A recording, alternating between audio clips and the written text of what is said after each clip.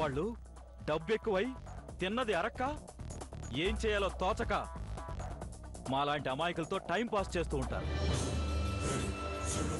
మీరు నవ్వుతూ మాట్లాడితే ఇష్టం అనుకుంటాం, బైకులెక్కి మాతో తిరిగితే ప్రేమ అనుకుంటాం.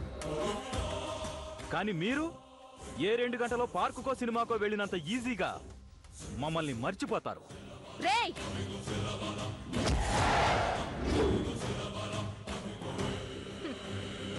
అలా ఊహించుకోవడం నీ తప్పు. నాలాంటి అమ్మాయి నీలాంటి వాడితో తిరగడం నీ అదృష్టం. నీతో కలిసి కాఫీ తాగడం 10 మందికి నువ్వు గొప్పగా చెప్పుకునే నీ స్టేటస్ కి సింబల్. ఆ విషయాలన్నిటినీ అంతటితోనే మర్చిపోవాలి. అంతేకాని తాహతకు మించి ఆశపడి నా పక్కన నిల్చోవాలనో పెళ్లి చేసుకోవాలనో ఆలోచించకూడదు. ఆహా, నిన్ను పెళ్లి చేసుకునేవాడు ఎలా ఉండాలేంటి? నీకంటే ఎక్కువ డబ్బులు, ఎక్కువ కార్లు ఉండాలా? ఉన్న డబ్బు సరిపోదా? రేయ్ ఫుల్, డబ్బు ఇంపార్టెంట్ కాదురా. నాలాంటి అందగత్తె చెయ్యి అందుకోవాలంటే కొన్ని అర్హతలుండాలి. మిమ్మల్ని పెళ్లి చేసుకోవాలంటే ఎలాంటి అర్హతలుండాలి మేడం? ఎలాంటి వారు కావాలి మీకు?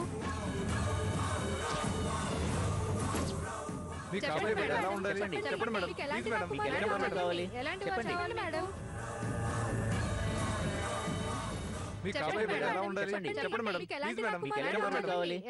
కావాలి మేడం?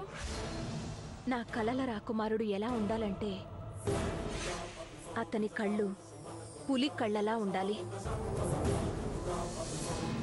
గొంతులో భయపెట్టే సింహగర్జన ఉండాలి. వాసుదేవ్కి భయం లేదు. తల ఎత్తి దూకితే బిగబట్టి వదిలిన గుర్రపు డెక్కల చప్పుడు వినిపించాలి.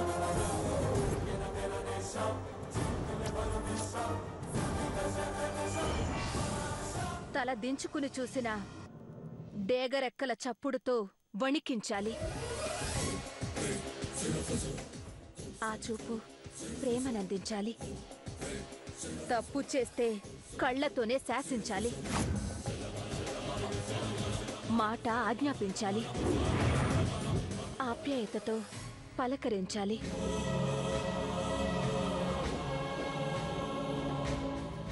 అలాంటి మగాడు నాకు మొగుడుగా రావాలి.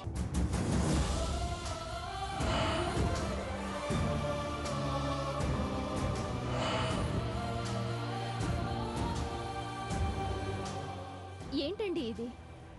ఇలా 10 మందిలో నా కాబోయే మొగుడు ఇలా ఉండాలి అలా ఉండాలి అని చెప్తే రేపటి నుండి నిత్యాన్ని పెళ్లి చూపులు చూస్తానంటూ మన ఇంటి ముందు క్యూ కడతారు. తప్పే ఉంది శాంతి. పూర్వపు రోజుల్లో స్వయంవరంలో పెళ్లి చూపులు చూసేవారు. ఇది అలాంటిదే. ఎలాగైనా సరే నా చెల్లికి నచ్చినవాడు దొరికి పెళ్లి జరగడమే నాకు కావాల్సింది. మేడం, మీరు చెప్పిన లక్షణాలున్న మగాడు కథల్లో సినిమాలో ఉంటారేమో కానీ నిజ జీవితంలో ఉండే అవకాశం ఉందంటారా? తప్పకుండా ఉంది. ఈ నిత్య దేని మీదైనా మనసు పడితే అది సాధించే వరకు నిద్రపోదు.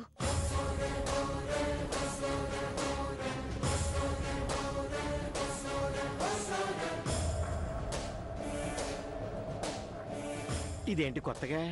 ట్రాఫిక్ లో ఆ పిల్లని చూసినప్పటి నుంచి ట్రాఫిక్ కానిస్టేబుల్ అయి కర్ర తిప్పుతున్నాడేంటి?